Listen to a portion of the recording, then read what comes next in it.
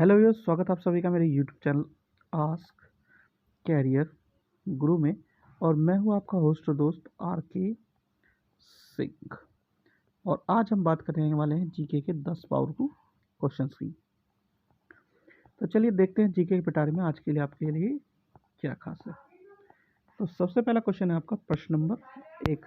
प्रश्न नंबर 1 है, गाड़ियों से निकलने वाली गैस कौन सी है? तो इसमें मेन जो गैस है वो है कार्बन मोनोऑक्साइड। अगर वैसे गैसों की बात करें तो carbon monoxide, nitrogen oxide, hydrocarbon की कल अलग अलग पार्टिकल, सस्पेंडेड पार्टिकल जो मेटल होते हैं छोटे छोटे, वो सस्पेंडेड पार्टिकल्स जो आपको काले काले थोड़े थोड़े डॉट्स नज़र आते हैं आपके जो व्हीकल्स होते हैं उसके एग्जॉस्ट से, वो और कुछ अमाउंट में सल्फर डाइऑक्साइड भी आपको देखने को मिलती है। चलिए अब देखते हैं अगला क्वेश्चन। अगला क्वेश्चन है आपका क्वेश्चन नंबर 2 या प्रश्न नंबर 2। सोने की शुद्धता को किस में परिभाषित किया जाता है? तो इसे कैरेट में परिभाषित किया जाता है। प्योरिटी ऑफ गोल्ड की जब हम बात करते हैं तो इसे कैरेट में डिनोट करते हैं। और 24 कैरेट लगभग लगभग 99.9% प्योर होता है, और एक होता है 22 कैरेट जो कि 91.6% प्योर होता है। अगर हम बात करें गोल्ड ऑर्नामेंट्स की या ज्वेलरी जो बनती है वो 22 कैरेट से बनती है, ना कि 24 कैरेट से। इसका कारण यह है कि 24 कैरेट बहुत ही सॉफ्ट होता है, जो सॉफ्ट होने के कारण उससे हम ज्वेलरी नहीं बना सकते। चलिए अब अगला प्रश्न देखते हैं। अगला प्रश्न है आपका प्रश्न नंबर 3। प्रश्न नंबर 3 है, गुब्बारे भरे जाने वाली के लिए किस गैस का प्रयोग किया जाता है? तो इसमें दो गैसें आती हैं, वैसे हाइड्रोजन और हीलियम।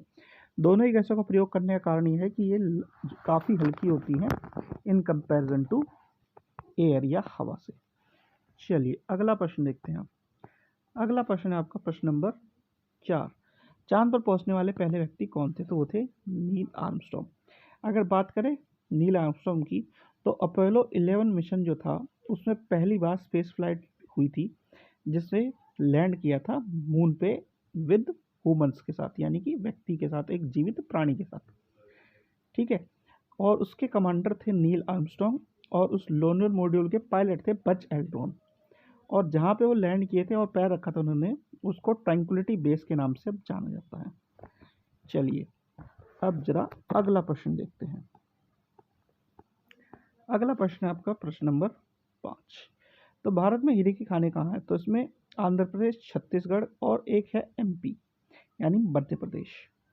और इनकी अगर बात करें डायमंड सिटी के नाम से पन्ना जो शहर है मध्य प्रदेश का, उसे जाना जाता है। चलिए अगला प्रश्न देखते हैं। प्रश्न नंबर 6 है आपका, राष्ट्रीय गान को गाने में अधिकतम कितना समय लगता है? तो इसे 52 सेकंड में गाया जाता है। अगर बात करें राष्ट्रीय गान की, तो इसे रविन्द्रनाथ टैगोर ने बंगाली लैंग्वेज में भारत भाग्य विधाता के रूप में 1911 में लिखा था, और 24 जनवरी 1950 को कॉन्स्टिट्यूंट असेंबली ने इसे अडॉप्ट कर लिया था एज ए राष्ट्रीय गान या नेशनल एंथम। चलिए अगला प्रश्न देखते हैं। अगला प्रश्न है आपका प्रश्न नंबर 7। ये क्या है आपका, कॉर्नवालिस द्वारा स्थायी बंदोबस्त की पद्धति कब लागू की थी, जिसे हम परमानेंट सेटलमेंट के नाम से भी जानते हैं? हुआ यह था कि परमानेंट सेटलमेंट जो हुआ था उसे हम परमानेंट सेटलमेंट ऑफ बंगाल के नाम से भी जानते हैं, क्योंकि ये एग्रीमेंट था किसके बीच में? ईस्ट इंडिया कंपनी और बंगाली जो जमींदार थे या लैंडलॉर्ड थे उनके बीच में, कि वो एक फिक्स्ड रेवेन्यू सरकार को देंगे, जिसमें से 10/11 भाग सरकार का और 1/11 भाग जमींदार का होता था। और सेम पैटर्न पे इसी सेम पैटर्न पे जो फिक्सेशन हुआ था रेवेन्यू का, वो आगे जा करके बिहार में, मद्रास में और वाराणसी में भी ऐसे ही पैटर्न पे हो गया था। चलिए अगला प्रश्न देखते हैं। अगला प्रश्न है आपका प्रश्न नंबर 8। ये प्रश्न है, साइमन कमीशन कब भारत आया था? तो अगर साइमन कमीशन की बात करें तो साइमन कमीशन 1928 में भारत आया था। वह ये था कि साइमन कमीशन जिसके चेयरमैन थे सर जॉन एल्ब्रेस्टक साइमन, को 1928 में भारत भेजा गया था कॉन्स्टिट्यूशनल रिफॉर्म के लिए, जिसके रिजल्ट से हमें मिला था गवर्नमेंट ऑफ इंडिया एक्ट 1935, जो कि बाद में हमारा जो कॉन्स्टिट्यूशन बना था उसमें भी काफ़ी टाइम तक यूज़ हुआ था। चलिए अब अगला क्वेश्चन देखते हैं, अगला प्रश्न देखते हैं। अगला प्रश्न है आपका प्रश्न नंबर 9। जलियांवाला बाग हत्याकांड कब हुआ था? तो ये हुआ था 13 अप्रैल 1919 में। जलियांवाला बाग अमृतसर पंजाब में एक जगह है जहाँ पे 13 अप्रैल 1919 को प्रोटेस्ट हो रहा था।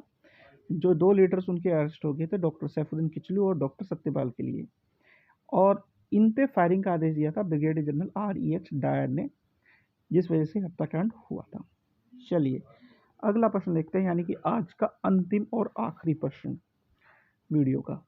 प्रश्न नंबर 10 है, भारत छोड़ो आंदोलन कब शुरू हुआ था? तो ये 8 अगस्त 1942 में शुरू हुआ था। अगर बात करें भारत छोड़ो आंदोलन या क्विट इंडिया मूवमेंट की, इसे लॉन्च किया गया था 8 अगस्त 1942 को महात्मा गांधी जी के द्वारा all India Congress committee session, जो कि बम्बई में हो रहा था। इसका स्लोगन था भारत छोड़ो करो या मरो, और इसे अगस्त क्रांति के नाम से भी जाना जाता है कई बार, या अगस्त भारत छोड़ो आंदोलन के नाम से या अगस्त क्रांति के नाम से भी आपको देखने को कई जगह मिल जाएगा। तो ये थे आज के जीके के 10 पावरफुल क्वेश्चंस। आशा करता हूँ आपको वीडियो अच्छी लगी होगी। अगर वीडियो अच्छी लगी हो तो चैनल को सब्सक्राइब करें, वीडियो को लाइक करें, शेयर करें। Thank you.